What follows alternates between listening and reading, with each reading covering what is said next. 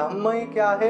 सुनना है, ग्रहण करना है, उसको अच्छे से परिचय करना है।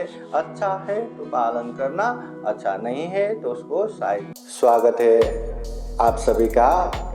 आप लोग देख रहे हैं बुद्धास टीचिंग चैनल और हम यहाँ महाकारुणिक तथागत बुद्धा और उनके शिक्षाओं के विषय में चर्चा करते हैं।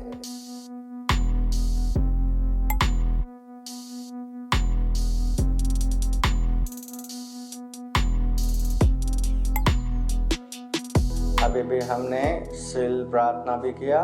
बुद्ध धम्म संघ के अनंत गुण धम्म और आशीर्वाद से भरा हुआ परित्राण पाठ भी श्रवण किया। अभी धम्म देशना का माहौल है।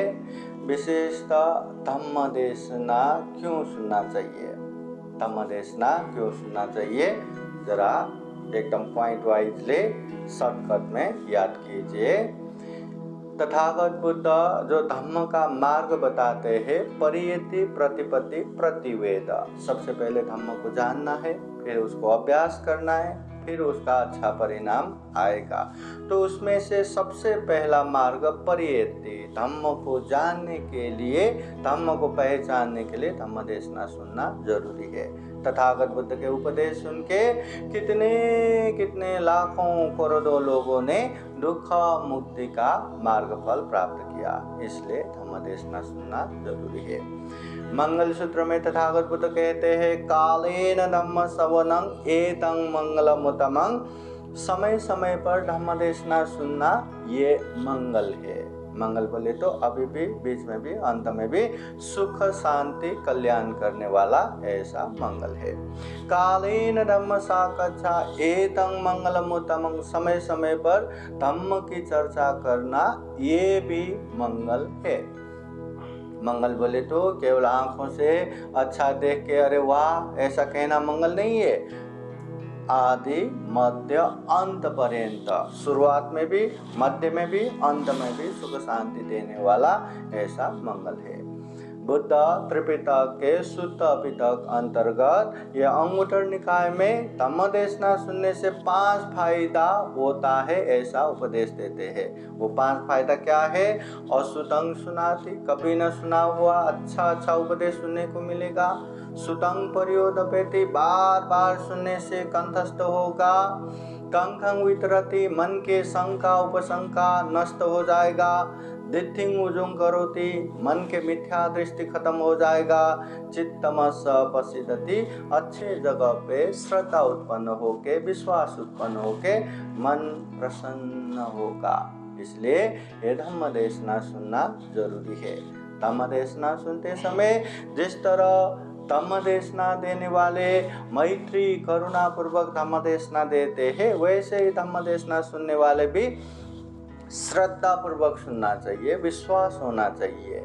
फिर उसके बाद मन एकाग्र होकर सुनना चाहिए और सुनते समय मन में कोई भी बायस या कोई भी ये पक्षपाती नहीं होना चाहिए कि इससे क्या होगा, ये सुनने से मेरा क्या होगा, ऐसा नहीं। सुनना है, ग्रहण करना है, ऐसा समझ के सुनना चाहिए। बुद्ध कहते हैं, सुनाथ धारित चरात धम्म। ये धम्म ही क्या है? सुनना है, ग्रहण करना है, उसको अच्छे से परिचय करना है। अच्छा है तो पालन करना, अच्छा नहीं है तो उसको साइड में रखना। इसलिए ये धम्म देशना सुनना बहुत जरूरी है। और धम्म देशना सुनने वाले उपासक उपासिकाएं भी सब एक तरीके का नहीं रहता। कोई ध्यान से सुनता है, कोई ध्यान से नहीं सुनता, कोई अच्छे से सुनता है, कोई बस रहना है करके रहते हैं। तो उस हिसाब से बुद्ध कहते हैं धम्म देशना सुनने वाले विशेषतः 3 प्रकार के हैं। एक तो पानी में लिखने जैसा, दूसरा है रेती में लिखने जैसा, तीसरा है पत्थर में कूदने जैसा। पानी में लिखते लिखते वो मिट जाता है, वैसे ही कोई ऐसे भी सुनने वाले उपासक उपासिकाएं रहते हैं, सुनते सुनते ही भूल जाते हैं, मतलब कुछ भी वो ले नहीं सकते। और रेती में लिखने जैसा कुछ समय तक रहता है, हवा पानी ना आने तक ही रहता है। वैसे ही कुछ समय तक धम्म की बातें याद आता है, समझ जाते, फिर बाद में भूल जाने वाले। और कोई कोई ऐसे श्रद्धावान उपासक उपासिकाएं रहते हैं जो पत्थर में कूदने जैसा, मतलब एक बार बोला तो उसको एकदम याद आ जाता है, परंतु समय तक याद आता है कि हाँ ये पंचशील ये है, अष्टशील ये है, 10 शील ये है, शील ये है, दान ये है, ध्यान भावना ये है, 4 आर्य सत्य ये है, प्रतीच्य समुत्पाद ये है, त्रिलक्षण ये है, चतुर्ब्रह्म विहार ये है, अच्छे से याद करता है। तो जो श्रद्धावान होता है, जो एकाग्र होकर उपदेश सुनता है, ऐसे उपासक उपासिकाएं पत्थर में कूदने जैसा होता है। इसलिए ये धम्म देशना सुनना बहुत ज़रूरी है। धम्म देशना सुनने से ही हमें धम्म की बातें पता चलता है। धम्म की बातें पता चलेगा तो हम उसे पालन कर पाएंगे, पता ही नहीं तो पालन भी नहीं कर पाएंगे। इसलिए जब भी मौका मिले, जितने भी समय मौका मिले, धम्म देशना सुनने के लिए कभी भी मौका गंवाना नहीं चाहिए। बुद्ध के समय में पूरा घर में सोना चांदी, पूरा हीरा मोती पैसा सब लूट के लेके जा रहा है, वो धम्म देशना सुनने को बैठा है। बार बार उसके नौकर आके बोल रहा है कि आपके घर में ऐसा चोरी हुआ है, फिर भी वो चोरी होता है तो होने दो। बहुत मुश्किल से धम्म देशना सुनने का मौका मिला है, मुझे डिस्टर्ब मत करो, उठ के ही नहीं गया। इतना श्रद्धा, इतना विश्वास।